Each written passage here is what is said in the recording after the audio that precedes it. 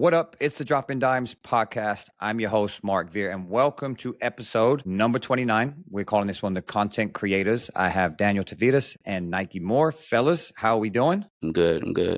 Good, can't complain. Thank you for having us. This is a very new space to me. I had on the sports psychologist last episode. I learned a bunch. I don't know much about this. Your two names kept flying my way when I was reaching out to a lot of people in the city. You both came very highly recommended, very credible. So I'm really, really excited about this episode to kind of learn more about this space. But before we do that, I kind of want to know both about you guys away from content creators. So Daniel, we'll start with you. Kind of introduce yourself. My name's Daniel, obviously. But outside of this, I go to school full time. I'm finishing my education degree. I work right now at McCollum High School as a special education, a paraprofessional. And really, I just started doing this because I felt like we had a need for it with one of the persons that I was working with. It just kind of took off from there. Okay. Nikee, same question for you. Just kind of tell everyone a little bit about yourself. My name is Nikee Moore. I'm 30 years old, husband and father to a 1.5-year-old baby boy. Love the game of basketball. I'm the oldest of six. My stepdad is the coach here, Ivan Keene. Stepbrother is Marcus Keene, plays overseas. My little brother Trey was at Brennan High School. A real good team. So just have a love for basketball and everything about it. That's just a little bit about me. I also just finished my degree, like Daniel was talking about. I've been working on it for the past 2-3 years, and in marketing. Yeah, congratulations on doing that. All right, so next question for you, Nikee. How did you get into this? How did you become a content creator? Well, I started videos probably 10 to 12 years ago. Never really in the basketball space. I was kind of just dabbling around. I also do music with my wife. So I just kind of started, on the music side of things. And then when my brother went to high school, of course, he went to Brennan. Brennan was just loaded with talent, and he's a pretty good player. And I feel like he could have played at, any other Northside school, but he stayed there because his friends were all there.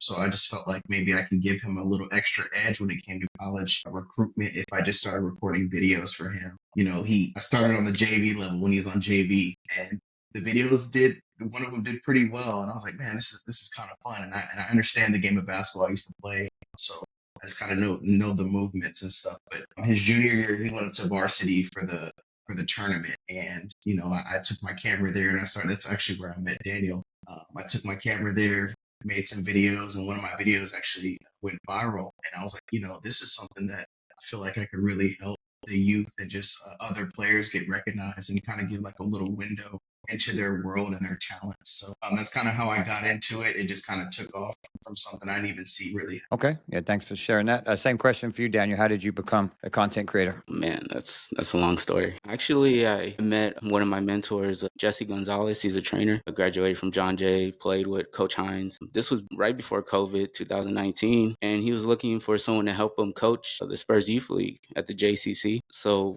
from there, I just started showing up every day, started helping them not train, but just like get the kids in, get them warmed up, stuff like that. And then when COVID hit, we had a nonprofit facility and nothing to do. So we kind of locked in with a few of our players, Jordan Burns, Marco Anthony, a few names you should know. And then I said, hey, we should document this. This is like history, COVID stuff happening. So, for all you future content creators, I started on the iPhone 11. So it's possible. And so I just started at the all day page and started recording it. And from there, once AU started back up, he kind of used his connections with the Gasso or kind of coach Littlefield, and I just started showing up to games. There was really nothing to do. It was still kind of COVID protocol, so I would spend my weekends up in Duncanville, Houston, and really since we kind of had a network of kids we were training, I just started following them around, and I decided to really get into it, and we started an AAU team together with a few names, Jalen Crocker, Tony's little brother,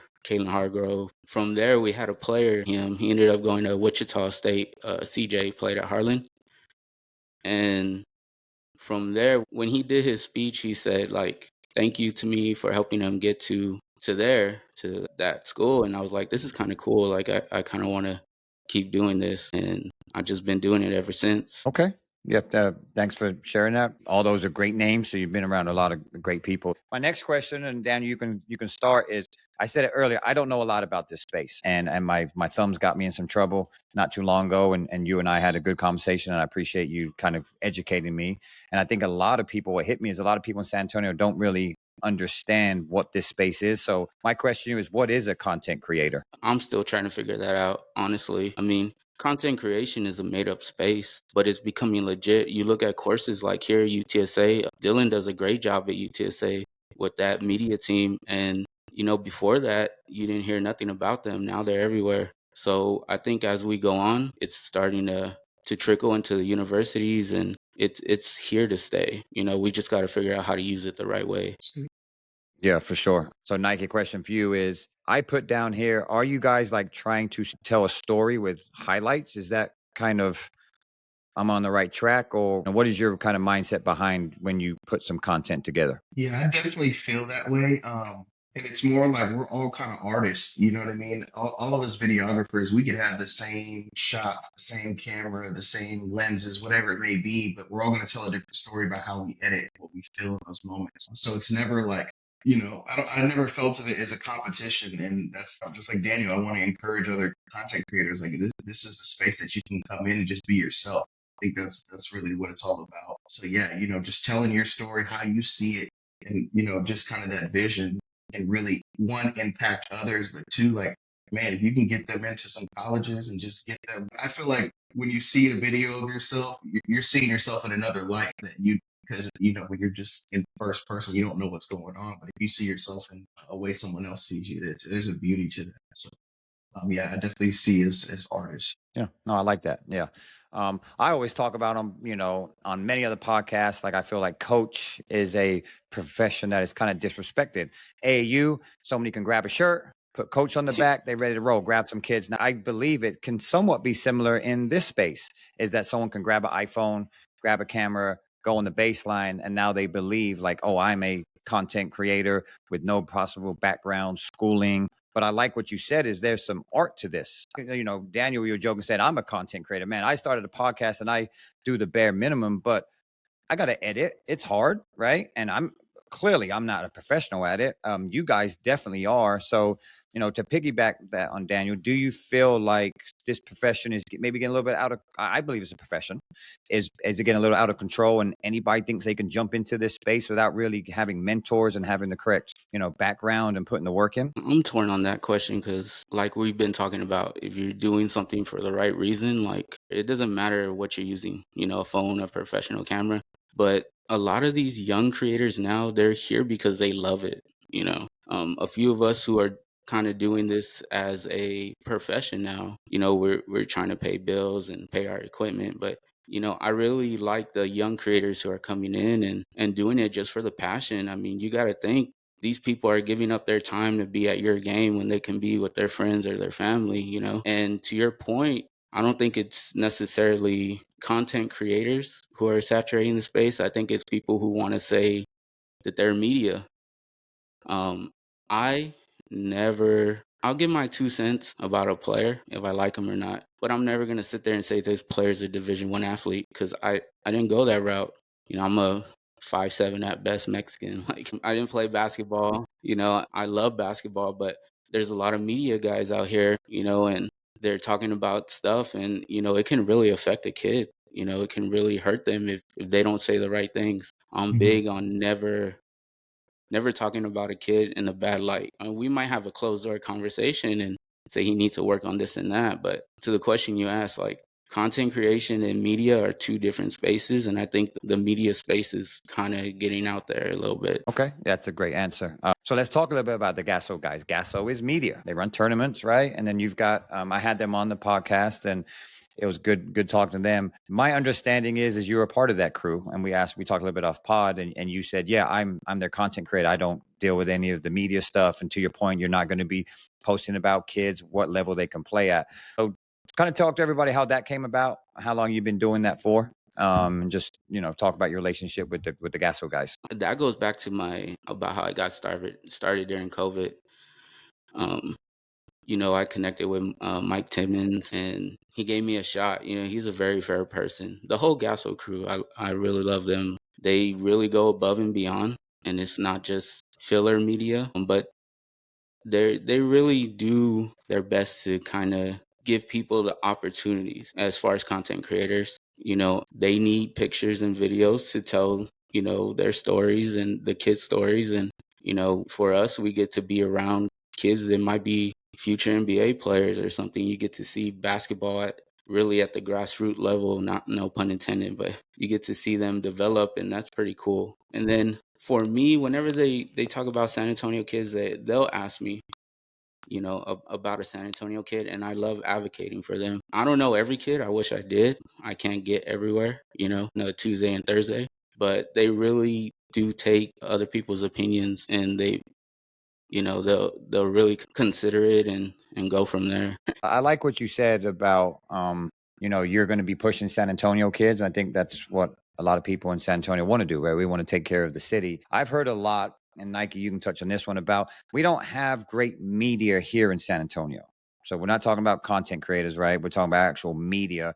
Gasso do a great job at their events, but I'm talking during the season. I know there was an all-star game and some of the things going on. I didn't even know about it. And I'm pretty involved in San Antonio. And I was like, well, I found out like 1 or 2 days before. So Nikee, do you feel like San Antonio, because we don't have the same media coverage as Houston and Dallas, that this is why we probably need to be having more content out there about kids that maybe get overlooked? I mean, we talk about it all the time that San Antonio is kind of looked down upon with those bigger cities. So do you think that this is helping due to the lack of San Antonio media here? Yeah, I think, well, the beautiful thing about social media is it's instantaneous.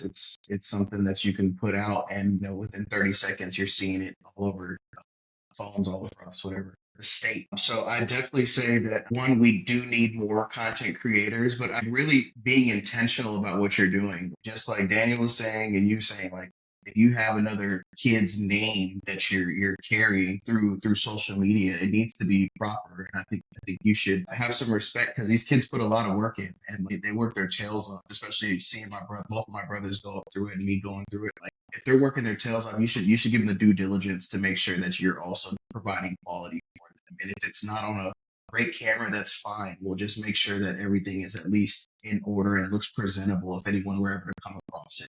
Your name is attached to it. So I definitely would say, yes, we do need one more quality content creation. That way, if we need to outdo the media a little bit to get it spread farther, I think it's more appropriate. Just being on top of it, being proactive. Yeah, totally agree. Go ahead, Daniel. If I could just piggyback off that, we really follow these kids throughout, from summer to high school season. You may see a news outlet in there on a big game, big rivalry or matchup, but they're getting their 2-3 clips and they're gone. We might be at a game that's across town that nobody's watching, and that kid might have a great game, or that might be the game that because they won, they're going to the playoffs now. So I think this space is needed, but like you said, like doing it the right way. And I've done it the wrong way so many times. I've gotten in the car and not out of the parking lot, and the coach is calling me, hey, we appreciate it if you take this out or that out. And there's some artistic stuff in there, like, but you got to respect the coach's wishes, especially working Sure. for like an organization like the Gasso. If I do something and Mike's like, we got to add this or this, like, that's what we have to do. And I think as content creators, we got to take responsibility for what we're putting out there. And I think that's kind of where me and you had a discussion and a difference, because, it looked like we are trying to spin a narrative, but we weren't. It's just misunderstandings, and communication needs to be a little clearer. No, I agree. And I grew. Like I put it out there. I appreciate you checking me. You did in a very professional way. And that's where I think this space is misleading. A lot of people do not understand how it works. And that's why I wanted you both to come on and help everybody. And that is the purpose of the podcast. So great stuff. I appreciate you guys, helping everybody learn. Let's dive into this. And we'll touch on that later, Daniel, what you talked about the narrative. I think that's going to be a good conversation to have later. But let's go to you, Daniel, on this. What does a daily, weekly schedule look like for you guys? I know you guys are in the trenches. I know you go to games. You're there for hours. And that's just the beginning. I can only imagine then the real work starts probably when you get back to your computers and doing all the hard work and the editing. I know that can take some time. So just kind of tell everybody all the what a a daily, weekly schedule looks like for you? I mean, well, we're adults and we have jobs, you know. So work, school, and then finding time to edit, that's really the challenge, you know, because I always say you want to be either the first one out or out, you know, as soon as possible. Because you can have a game on Tuesday, by Thursday comes around, you ain't put nothing out till Friday. I mean, that game's gone, you know. So the editing process, sometimes I'm behind, and that's just because I'm constantly taking on projects and I kind of need to slow down sometimes, you know, but it is a grind. I mean, just right now, before we jumped on this, I'm sitting in this room and I'm editing, and you know, I've edited seven seven games, full games today. Like Mark and me knows, like that's color grading. That's, you know, if it's a mix, if there's music involved, like we can edit a 3 hour video, send it out, and then something needs to be changed and we got to go back and fix it, you know, or maybe the client doesn't like the song choice. So there we are, changing it again. But, you know, I like that. It helps me grow. And I think you really got to take into account that, yes, we're the ones filming it, we're the ones editing it, but it's a representation of the athlete. So we want to make sure we get it right. You know, that's at least that's how I feel. For sure. Okay. Yeah, I love it. Same question for you, Nikee. What's a week look like for you? Oof, exactly what he said. And I have a family too, so like, just Hmm. there's never with me, I feel like there's never really a balance. It's more of just seasons and I'm not talking about basketball seasons, like seasons in my life where sometimes I'll be editing heavy and then sometimes I just kind of have to take a break. And I've dealt with what Daniel dealt with as far as saying yes. I've been a yes man for a long time in my life, and I'm starting to learn how to have boundaries and say no. It's okay to say no to things because you don't want to have the buffet style plate where you're just taking on all these things and now you're sick because you're eating too much. You know what I'm saying? Yes, definitely. And Dan's been great with this. Putting out first. Me, I haven't had the luxury because like if my wife needs me, I'm like kind of just locked in. So sometimes I may have to take a day or two and just focus more on how can I make this look just different from everybody else. Just get it as clean as possible and then put it out. And if it doesn't perform as well as I want it to, that's okay. I'm just starting to take the hits and just go with it. But we've all been blessed with something, and I think that being consistent, being intentional is the best part of, not the best part, but just the most effective way to go about your weeks if you have to edit or, you know, just do whatever you need to do in this space. Okay. Yeah, what I'm learning from both of you guys, and I mean, I should have known this, kind of naive of me not to think this, is that like you guys are growing, learning, and trying to improve on your craft every single time. And I don't think a lot of people would think that. They probably think you guys are just throwing out, we're going to use the same track here and do something. But you guys are literally trying to do something different every time, see if it works, what kind of hits you get, and then taking that feedback. Yeah, that's next level stuff. Like again, this to me is a profession. It's not something that, yes, you guys have full-time jobs, but you're very talented at what you do and you're always trying to get better. That's what I'm all about, San Antonio. I feel like I want to hold people accountable in this city. I've known coaches here for 20 years that are still trying to get better. And I know some coaches that have just started and they think they got it all figured out. So I think you two are doing it the right way. My next question is what just popped up is, are people actively reaching out for you for mentorship? Because I feel this is a problem in San Antonio. I feel people don't reach out to the right people when it comes to them. Maybe they want to start, pursuing this type of career. Nikee, you seeing that? People hitting you up and asking for some advice or want to come watch you and hang out with you and kind of see how you move? All the time, and I actually encourage that. I've worked with a few, not not consistently, but I've worked with a few and just talked with a few. And me, I'm like an open book. Whatever you want to know, I'm just free game. You can come to me and get the answer. I'm just gonna, like I said, everyone's an artist. Even if you have the same things as I do, it's not going to be done the same way. I just want to, one, make sure that we are trying to grow. Like if you're not, you should be failing, but you should be failing forward. Like you shouldn't. There should be no room where you're just trying to be perfect. Like no one's gonna be perfect. You have to. It's just like basketball. You're gonna have to take some shots and you're gonna miss some. But the ones you miss are the ones you don't take. Like you have to keep continually trying to get better. And I feel like you reaching out to somebody that inspires you is gonna help you take you to that next level. So yeah, I definitely dealt with mentees, and I'm still even looking for mentors, like people that I see, just waiting on DMs to hit back. But just people that I see, I'm like, man, you're really talented, and I would just love to see what you do. even just being around you to get inspired. I love it. Okay, great stuff. Yeah, Daniel, same question for you. But yeah, I mean, I had three young people I was mentoring throughout this high school season. And I love it because when I came up, all my mentors were from Houston and Dallas, Timmons, a couple people out there, and I would always learn one thing from someone, whether it was exposure, white balance, shutter speed, create the correct frame rate, and I love passing those things along, I mean, if we want the content in the city to be great, I mean, we can't just hold everything for ourselves, and I love, for me, when I'm uninspired, I love just watching creators and see what they're doing. There's some really good creators here in the city, just people don't really take the time to see them. Like you said that my name came up a lot, but I mean, I wouldn't even put my name on this podcast because I don't even think I'm at that level. People I think different, challenge it. man. I was like, I think you are at that level, but I know what he's saying. There are other just phenomenal videographers here and content creators. So you are like that. So don't diminish what that is. You like that.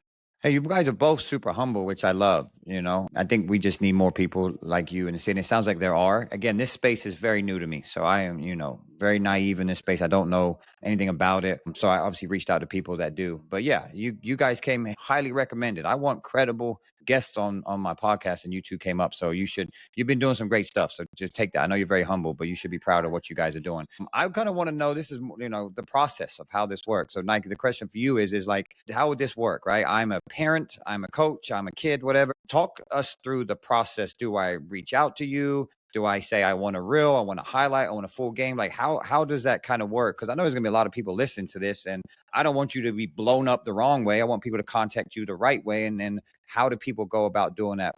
Just kind of walk us through process from start to finish. Yeah, for sure. I mean, well, first, if you're a kid, I would definitely recommend for your parent to reach out to me. I like just dealing with parents in general, just out of respect. But two, like it's really a conversation because some people may think they want a certain thing, but it's actually something completely different. So kind of gauging what they're looking for first before we determine, when we're going to do it, what the pricing looks like and all that stuff. Yeah, reach out maybe via Instagram. That's usually the easiest for me. We can schedule a little, either you could text me or message me through there. We can figure out what you'd like. And then we can get the game scheduled. And usually for me, I've just dealt with a lot of teams in general, which I feel like is a lot easier because you're just dealing with the head coach or whoever runs the organization. And that way it's more of like a mass content creation compared to just individual players. And I feel like it's even more bang for your buck because if I'm going out to a game, I would just like to cover the entire game. And if other kids are getting highlights, you might as well.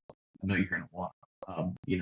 I'd rather definitely recommend the organization hit me up as well to go about that.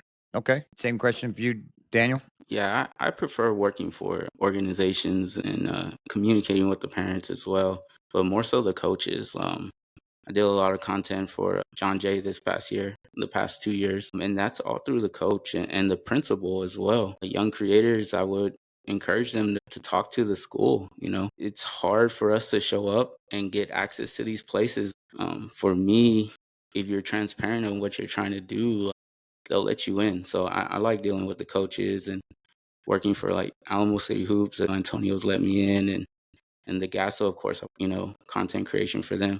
But as far as athletes, the one thing I would say is like, I really hate the yo fam. Can I get a video? I'm like, Get a you can. mixtape. I mean, if you're asking me, like, yeah, you can, but I mean, what are we talking about? It's just and that heads. I know I'm going off topic, but just teaching these kids how to be professional. You know, Mhm. even if I'm mad at someone or, and I want to kind of respond in a certain way, I stop and I have to think and write a message that's professional. And, athletics is becoming a business and we got to teach these kids, how to communicate as professionals. That's really good. Yeah, it's a great answer. Yeah, anybody listening, right? There's ways about going about it. So athletes listen, you're not going to hit these guys up, yo fam, can I get a video? That's not the way to go about it, right? I do like that you said go through the parent. I think that's the right thing to do too. Yes, the athlete is going to be watching your content, but they need to go back to their parents and say, hey, this is something I want to do, because at the end of the day, it's going to cost money. We're not going to get into pricing, but yeah, this is a business you guys are running, and it's worth how much time and effort you put into it. Yes, your product is a high level, so yeah, not yo fam, give me a quick highlight. We're not doing that. So I appreciate you, Daniel, you sharing that, because kids need to know that. Again, life lessons and teaching them the right way. And then, yeah, I like what you said about it's easier for you guys to talk to one person. I totally understand that, right? If it's a coach, if it's a principal, or it's a AAU coach, or whatever it may be. So anybody listening, if you guys want content, this is the best way to go about it. And I'm trying to make your lives easier as well. And then you can get more content out. I know you guys work with Finest and Future and Player First, and I just saw a bunch of content come out for like 4 or 5 players. Well, that makes sense, because you go to the game, you video the whole game, and then you can chop it up and you can get a lot more done in a short amount of time. So yeah, AAU teams, high school teams, this is the best way to do it. Absolutely. Instead of you probably trying to reach out individually and just come watch me, right? That's probably not the best way to go, or it's going to probably cost you a whole lot more money, which it should, because that's a lot more work for you guys. So yeah, great stuff. I appreciate you telling me about that. That's good. I don't know how this works, so I think a lot of people listening have no idea how it works too. So at the end, I'll put all your stuff out there, how they can contact you, but it's good that they're getting a head start and not giving you any headaches once these parents and coaches reach out to you. The next thing I want to dive into some positive and negative stuff. These are real conversations, and we'll start positive and have, I don't think it'll be negative, but some things that maybe do come up when we talk about the content creators and highlight some reels. So the positive to it, and I wrote these things down. I just love your feedback. This is just me being a basketball head, but again, very new to this space. So I think a lot of people would probably think this. On the positive end, I see this as something that you can push out some content, a small content, kind of like a highlight film or something, to a mass audience. Like you can get that out to a lot of people, like you said, all over the state, and it can help athletes get traction. Those are the 2 things I came up with. Daniel, am I missing anything that you feel is even more important than those 2, or is that where we're at? I mean, really, I think we touched on it a little bit already, and it's getting the right eyes on these athletes. A video goes far, whether your mom takes it on her iPhone or I take it on my camera. You just got to make sure it's going to the right platform. For me, like content creation, platforms, everything. You can have someone come out, do a video for you, but who's watching it? And that's something I tell these young content creators. What can you offer more than a cool video and a cool picture? Mhm. If you go on there and you post this mix on your platform, like who's watching it? On my Twitter alone, when I counted, I got over 100 college coaches from Division 1 to JUCO. Doesn't mean that they're getting recruited because of my thing, but they have more of a probability of getting seen. And then networking. I'm fortunate to be around some of the best media guys in the state. I've talked from Houston to Dallas to San Antonio, and they'll go ahead and retweet the video or have something positive to say just because of the networking that we've built. Okay, so what I'm writing down is, right, the negative side, this could be if you don't have a platform, meaning that you don't have a ton of followers, or you're not following the right people are not following you. You don't have the network and relationships. You two both have those. So what about a content creator that doesn't have those?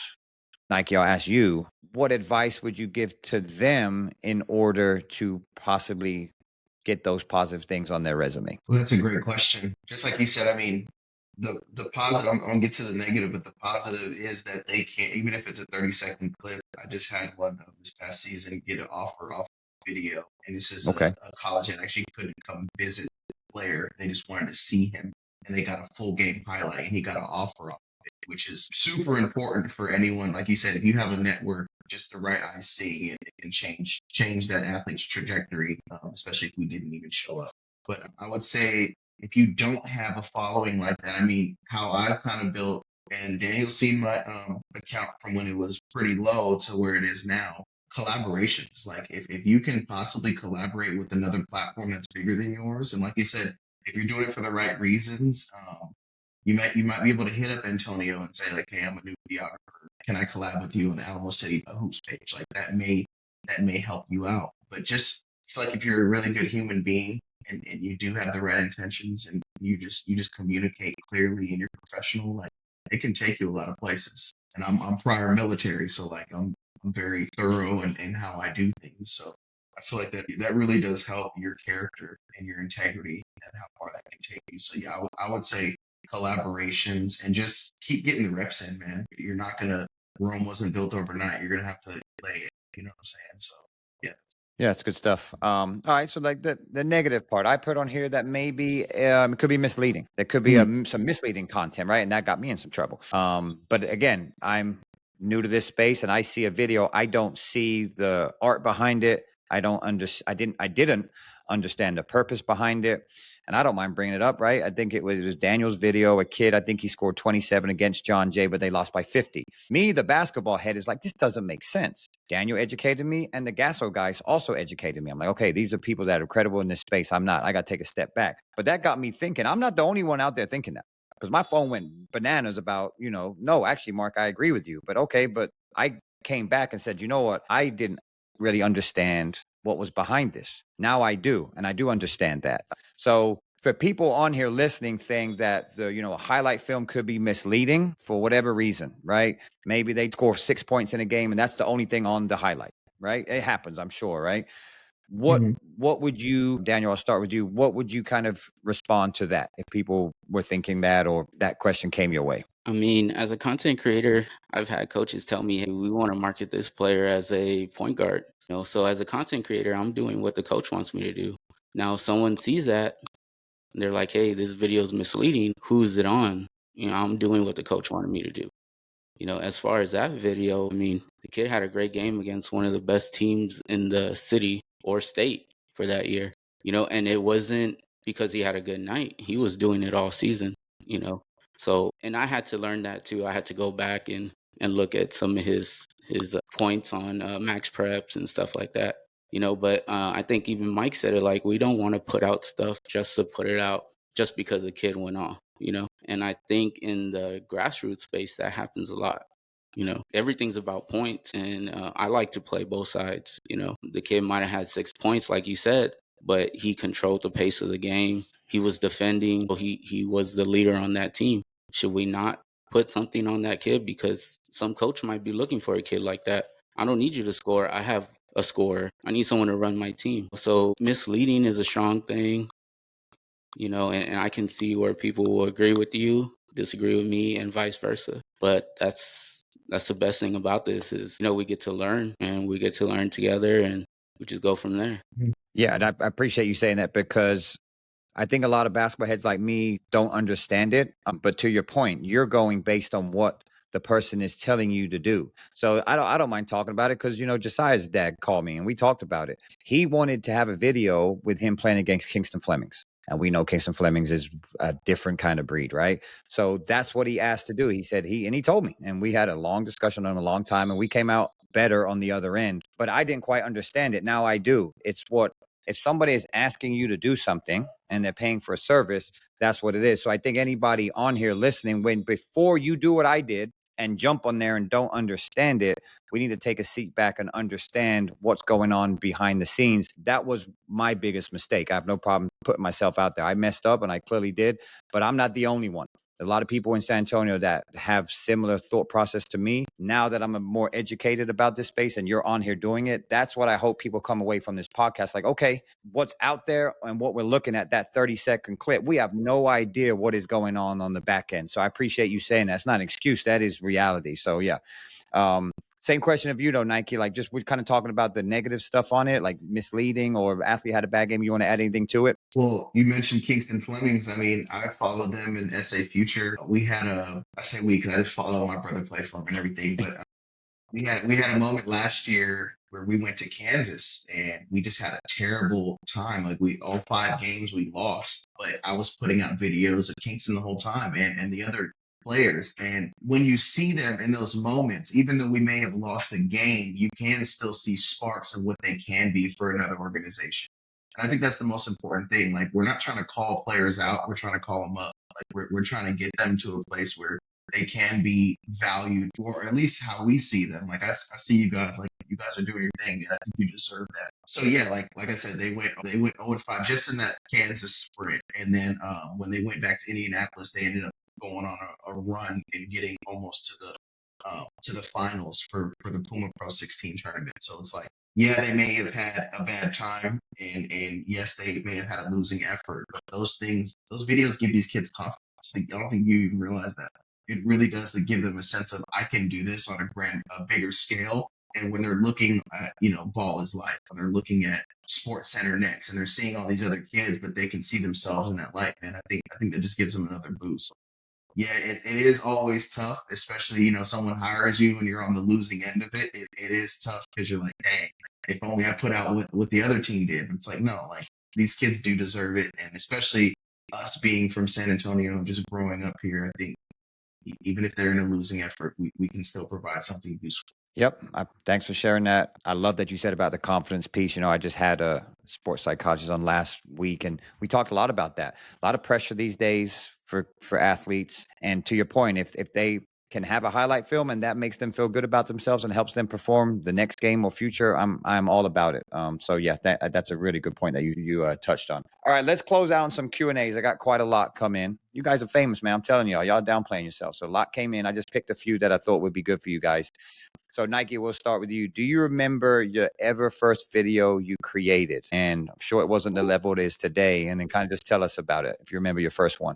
I do remember my first video. It was with my little brother. He was on JV, and it wasn't the best quality. I didn't really know what I was doing, because it was my first time really being in the basketball realm with the camera. And we were at Clark, so it's a real dark gym. It was just terrible ISO. There's rain everywhere in the picture. But yeah, I remember it, and he loved it. You know what I mean? When he first saw it, he was like, "This is the best thing ever." And then uh, I wouldn't take it back. Like that's just something that I had to grow up. But yes, I do remember my first video. It didn't do that well, but it did spark interest, with him and his other players. Yeah, I love it. Okay, thanks. Daniel, question for you. And you kind of touched on it, but I'll ask it. You can both answer it. But do college coaches reach out to you? And this came from a lot of parents. And I wonder why. They're probably thinking like, yo, I want to pay for some services, but what am I getting out of it for sure, right? So do college coaches reach out to you personally, or, you kind of talk a little bit about your outreach and your followers, but that's the question. Do coaches reach out to you? Yeah, I'll touch on it. I mean, I don't have Coach Calipari knocking down my phone, calling me, But like I said, like I'm blessed to be in a space where I just came from the live period this weekend, and I'm talking to the Northlake coach, or North Texas, and they might ask about a player. So I get to build those relationships, Southwestern University, I think it was with Coach Addison, and like we're real cool, and just being in this space, I get to build those relationships. So they might be, hey, we want to see this kid, and it has happened where they want to see a certain kid, so you might post something, But the outreach, like I understand why parents want to know, but again, if you want to get out there, you got to do half of the work, and you have to get into those DMs. Yep, for sure. Same question for you, Nikee. Coaches reaching out to you? I wouldn't say reaching out, but we're like one step away from them. If that makes sense. So when we put out videos, so I have college coaches following me, and even GMs of D1 organizations, just like they just watch your stuff. And the people that I interact with, via X and Instagram, like everything I'm posting, they're sharing it with these coaches. So they're spreading it on my behalf. So there's third parties that I know of that actually push these videos out. So they might not be reaching out, but it's like a very, very close connection on how that actually works. So in essence, is your video being seen? Yes, it is. So if we're going to be out there, I would definitely recommend, like, I think Daniel touched on this earlier, like it's not all about scoring points. And a lot of the times these college coaches, I mean, especially with the transfer portal, they already have their dogs on the offensive end. What else can you do? Can you rebound the ball? Can you defend the full length of the court? Are you communicative? Are you a leader? Like those are the things they're actually looking for. I feel like if you can provide that within a game, then we can capture that and show the coaches what you can do. I think that's your best chance, especially coming out of San Antonio. Yeah, they are. I have a lot of friends that are they're second, third assistants that are in charge of recruiting, and There's so many kids in the portal, NIL deals, extra eligibility. So they don't have a time to go look in a transfer portal for 400 kids, right? So if they can see a quick clip, oh, okay, and it sparks some interest. That's what you guys both said it, and the Gasso guy said it as well. That's why I think this space is very important. In today's climate, makes it so much easier for college coaches to go and get eyes on kids. Yes, they can go to the live peers and all that stuff, but on dead peers, what are they doing? I bet they're all on their phones looking at highlight films and all over Twitter and Instagram, trying to figure out who they may not know about. And to your point, I think that really helps San Antonio because it's a small market. Let's be real. And yes, everybody knows Kingston. Everybody knew Kingston, but then it was like, who's next after Kingston? Well, was it Cam or you know? So I think that's a really good point. You both touched on that. Yes, they're not reaching out to you, but they are definitely watching. I 100% agree with that, and I know that firsthand from coaches I talked to. So yeah, great stuff. All right, next question for you, Daniel, is what's something people don't realize about being a content creator? Being a content creator is like being a coach, and I don't mean that in like, coaches go through a lot, but we're out there. I mean, Market has a family, and I bet you he can tell you how many times he's had to miss something. I give a lot of my time to trying to elevate the city, and I've missed birthdays, I miss a lot of stuff. So I don't think people really take into account that, hey, we're out there too, and we don't have to be. We can just watch Baller TV or something, but we're taking our time. We're investing. Investing is a lot. I'm talking to you. Not to sound braggadocious, but I'm talking to you on a $3,000 MacBook just so I can make a 1 minute video. Yeah. $7,000 camera just so I can make a cool video. And that's what I want people to understand is like we're investing in ourselves to invest in them, and that's what I want people to take away from it. Now, does that mean that people have to go and bankrupt a player just to get a video? No, but we do this because we love it. Yeah, That's good. it's a I great want to answer. piggyback off that. I want Absolutely. to Go ahead. piggyback off that. They don't realize how much like it does come at a detriment sometimes. And I'm sure Daniel, like just like me, I have loans out like on this stuff. Like literally the camera equipment we have is well over 15, 20 grand. Like these are things we give our all to, and I don't want to discourage anybody, but it's like it's not just pointing something and pressing record and it's just fairy dust. It just comes out on Instagram. Like these are things that are very, very intentional. To color grade is an art. People don't understand even what that is. Just your angles, the way you're zooming, the way the light comes into the camera. Like all of this stuff is very, very thought out, and it's taken a lot of failure to do so. So you're not just paying for when you're paying for these services, you're not just paying for equipment or the loans on what we have. You're paying for the expertise and the professionalism it took and all the time it took to actually get here. Yeah, I just wanted to go off of that because man, we have put a lot of blood, sweat, and tears into this, and out of the love of the game. Like that's not something to be taken lightly. So that's something I would just like to get people to understand is that it's way bigger than just point, shoot, record. It's actual lifestyle. Yeah, it's great stuff. Because guess what? Who that guy? You're looking at that guy. Like I didn't realize how much money you guys are spending on equipment, how much you're sacrificing, how long you're in the gyms, how long it takes to edit. And then you got to do your own lives as well. I mean, it's insane.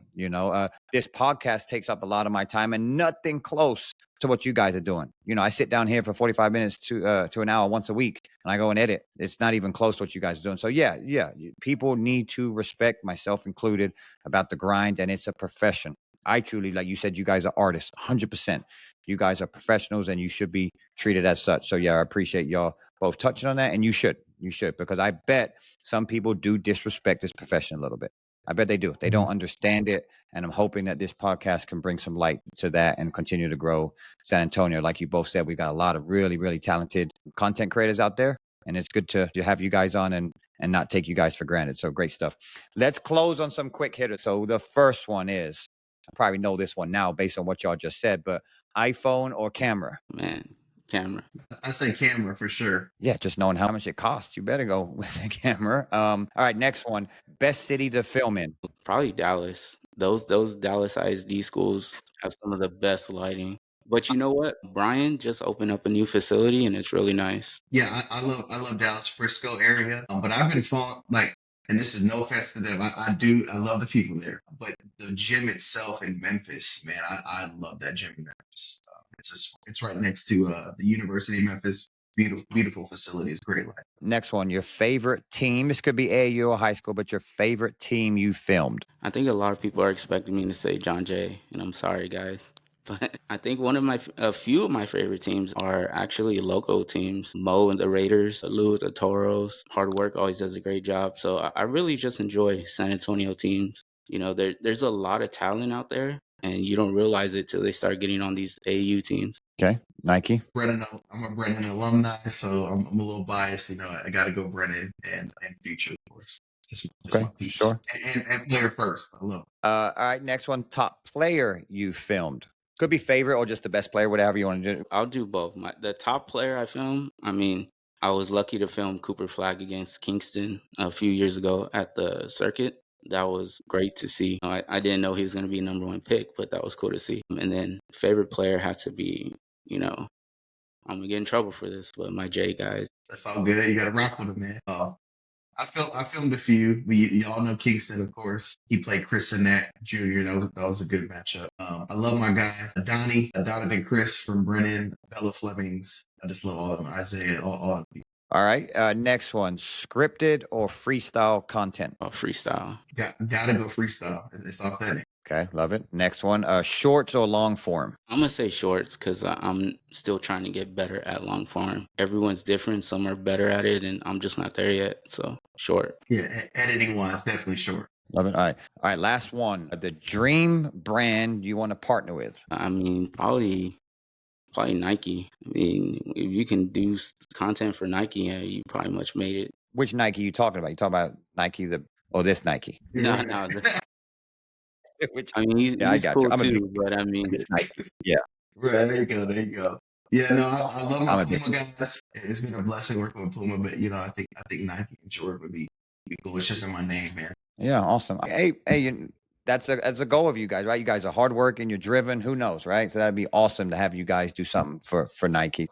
I appreciate you both coming on. I know it's been tough. You guys have been super busy. Sorry, I just got you out of a live period. Hopefully June is not so crazy for you, but I know July is going to be busy. And I appreciate you both coming on, helping the city. That's what it's all about. I learned a bunch today, and that's what I was hoping to get out of this. And I know a lot of people listening will definitely learn a lot as well. I'll make sure to put all your IG stuff, Twitter stuff, everything in the description below, so parents can reach out to you correctly. And hopefully, I know you guys are super busy, but I'm sure there's a lot of people out there that would love to reach out to you, and hopefully you can help their teams, kids, or whatever it is that they need from you guys. So again, thank you both for coming on. Appreciate you both. It was good hearing from you, building relationships with you guys, and continue success. Take care, and we'll be talking to you guys soon. God bless you guys, thank man. you. Appreciate it. Take care, fellas. Thank you for listening to the Dropping Dimes podcast. Make sure to go follow us on IG at Dropping Dimes Pod. Remember, each Friday we'll be dropping a new episode, so hit the follow and bell notification buttons to never miss any content. Let's get better together. We out. Oh